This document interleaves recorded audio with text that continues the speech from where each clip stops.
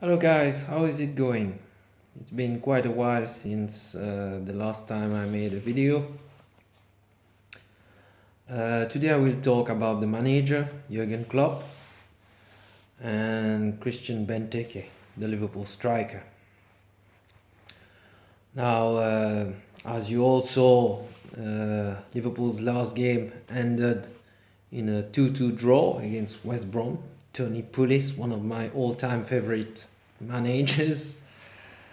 So regarding the game,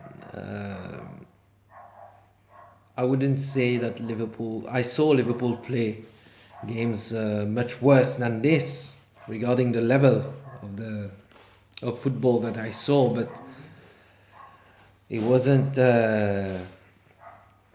to say that it was a good performance. I think we would fool ourselves if we said that it was a good performance. It certainly wasn't a good result, and I'm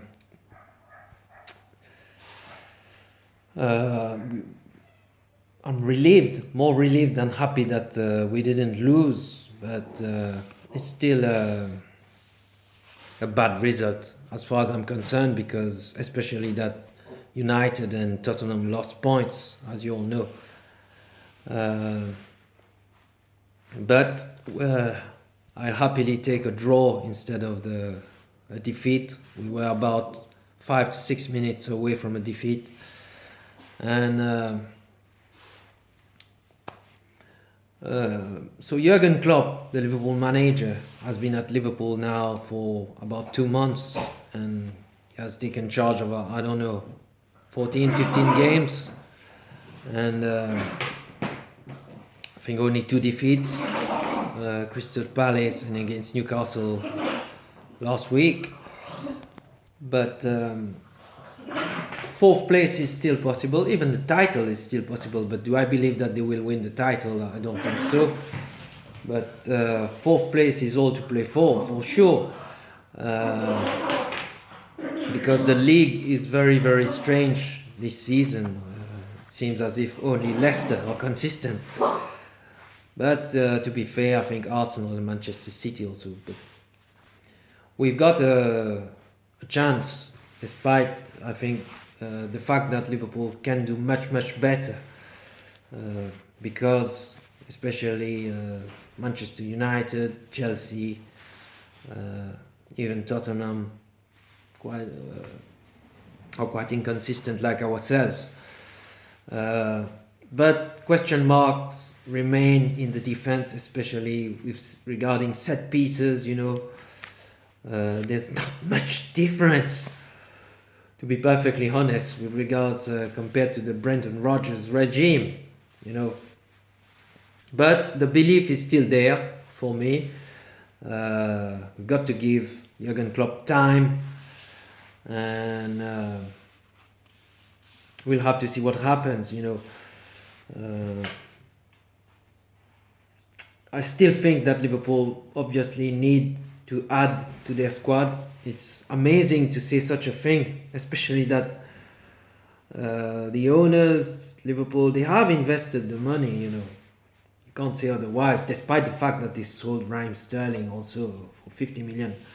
Not forgetting about this, but they have invested 50 million pounds on 2 players, Roberto Firmino and Christian Benteke. And Benteke, I feel a little bit sorry for him, because although he's much better than Mario Balotelli in terms of movement, in terms of work rate and all this, but he's quite similar in style to Balotelli, in that he cannot play up front on his own, which he is asked to do time and time again.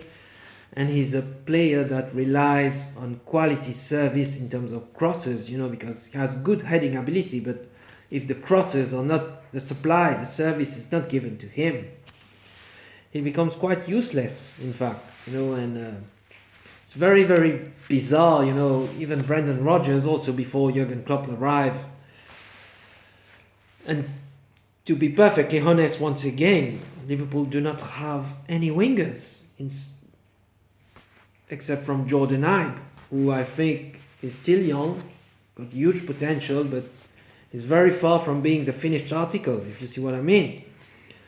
So if you look at the games that Liverpool were impressive under Jurgen Klopp, the wins against City, Chelsea, Southampton.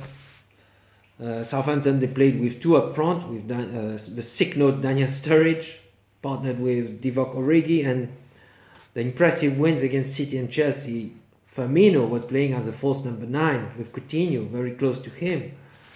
And I don't know why Jurgen Klopp hasn't tried. To be fair, Philippe Coutinho was injured for the last few weeks, but especially during the last game against West Brom, I don't know why he didn't try the same system, And the goals that we conceded against West Brom, again set pieces, goalkeeping errors, quite worrying that Simon Mignolet is being given a new contract. Mignolet, as you all know, has always been an excellent shot stopper, but he doesn't command his box regarding crosses and all this, and he makes costly mistakes, For every wonder save that Mignolet makes, there's 3 or 4, 5 costly mistakes, and whatever, we'll have to see what happens. And I end up this video regarding the cup celebration, Jurgen Klopp and the players at the end of the game. And, especially during the last, when Origi equalized, I never felt this kind of atmosphere in the stadium, even if I was watching it on TV, obviously. But you could hear the noise, and I imagine in the stadium it was 1 million times louder than what I was hearing on TV. And on TV already it was impressive, and Jurgen Klopp has this aura and this charisma about him, and I really enjoyed it when he was looking at the fans in the stadium and saying, come on, and he wanted to hear more noise, and this is what it was all about, I think, guys. It wasn't celebrating a draw at the end, as let us forget about what rival fans or even the press might say, that there was nothing to celebrate. It wasn't a celebration. It was to thank the fans for their support. That's all. And we all know that the result is not good enough. A draw against West Brom, there's nothing to celebrate about. We all know this. If you didn't realize what Jurgen Klopp was trying to do, I think even the players were a bit embarrassed, to be fair.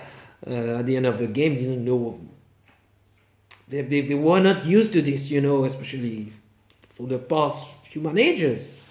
Not even only Brendan Rodgers, but it was only thanking the fans for their support and not celebrating the result. If you think otherwise, you should give your head a big wobble,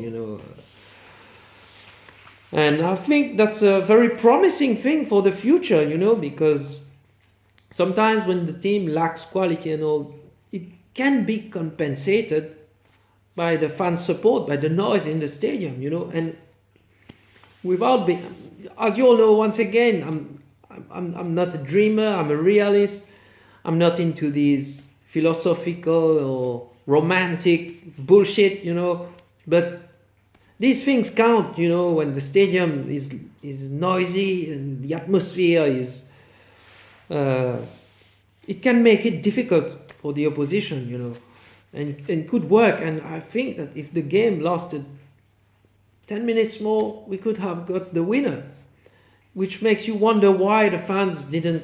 I know it's very difficult, to shout when the team is not playing very well, still conceding stupid goals and all this, but I think the message that Jurgen Klopp is trying to give to all of us is to support the team right until the end, right until the final whistle, no matter what the situation is in the game, to keep believing right until the end.